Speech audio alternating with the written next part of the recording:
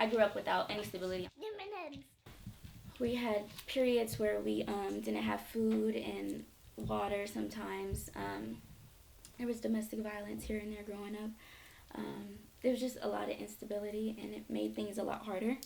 But throughout the years, things did get better.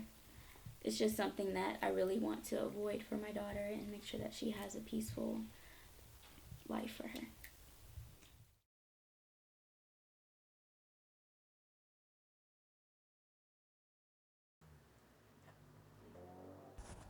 I'm resilient. I've been through a lot, and to see the place that where I am today is just amazing. And to know that I still have like this force inside of me that wants to keep going is just unbelievable. And ta-da! Wipes! Be wipes! We're a family visiting model, so the objective is to see them in the evenings. So 5 mothers each night. I'm in someone's home. Pie, and it starts with what letter? P. H. E. Pie. Well, good try. That's an I. See with the little dot? Remember, with the little dot, that's a small I. Pie. Very. The program that I work for, Nurse Family Partnership, it has quite a bit of flexibility in terms of what happens in the visit. It's really led by the client. That's the most important thing, because otherwise, what's the point? I mean, Mariah said it so well, actually. What's the point of just having a structured program and saying this is what you're going to learn today? Like, what if that's not important to that client that day? How's his eating going? And you started him on whole milk? No, not Did yet. you talk to them about that? They said since he's 12 months, he's fine. He Yeah, can totally drink it. fine. This is really good, right? So really, like, Fiber eggs. What is maltodextrin? that's a great question for Google. Probably. It's always good to have someone that's like really like a professional within that field, because then you can just like gain so much. Definitely teaches me a lot of things, like when it comes to nutrition, developmental stages, like the tactile stages. So we, 2 Gen Equity, we serve single parents, single mothers, motivated single mothers who want to break the cycle of intergenerational poverty in their families. And so they have to be between the ages of 18 and 25 for our program. I see her as a person that I look up to, more so as like a mentor. We don't have a mentor relationship, but that's how I see her. I have a lot of respect for her. They're like surrogate daughters to me now. And their children are very innocent.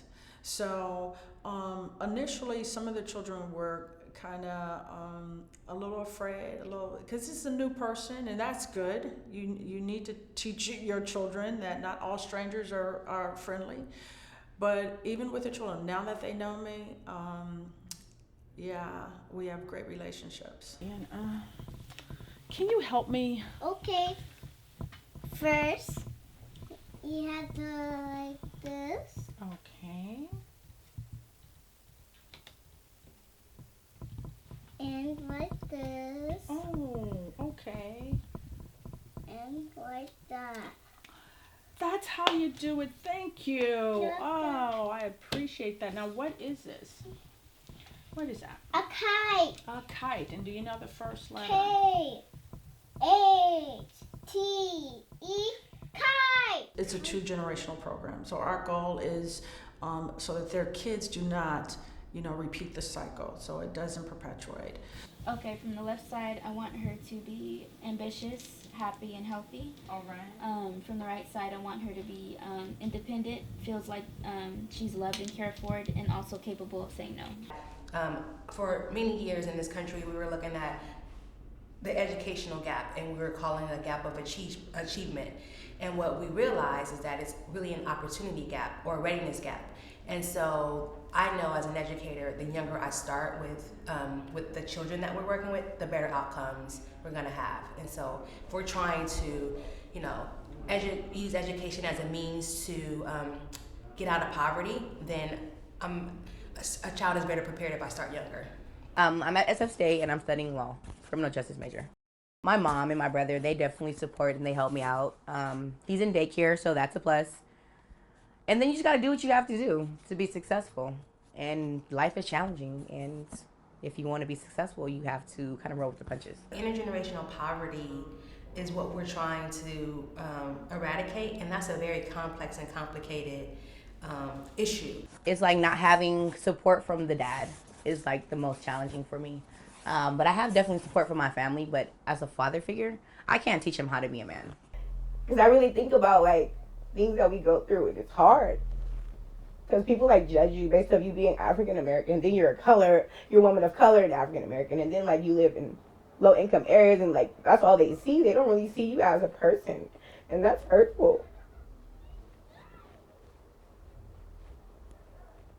I feel like this work that I'm doing with 2Gen Equity is a culmination of my childhood experiences, my experiences as an adult, my professional experiences, my personal experiences. I feel like it's all into one for me. Because I was raised by a single mother, I know what that feels like. Because I later became a single mother, I know what it's like to repeat cycles. And now that I'm raising my son, I'm trying to break a cycle with him. I actually want to start my own nonprofit helping low-income families and at-risk youth. So I'm going to school for business and entrepreneurship. So it's going to be a while before I get there, but it is my life's goal. Advice that I have for moms like me is just stay focused on what it is that you're trying to obtain. There's always going to be distractions. There's always going to be people trying to bring you down. But if you know what it is that you want out of life, stay focused and keep your eye on the prize. Katana. Hi. Whoa. She's taught me a lot of patience and compassion. I've always been a compassionate person, but being compassionate as a mother is a whole different aspect. And it's a whole nother way to love someone and really like put your all into them and be happy about putting your all into them and not be afraid to do that. You know, it's really beautiful. I love being a mother. And I feel like I'm that one friend out of all of my friends that I want them to succeed. I honestly do, but they're not there yet. But I guess they have to see me make it for them to want to make it. And I always want to elevate people. I get emotional. I'm an emotional person. No, seriously. Yeah. I just want people to make it.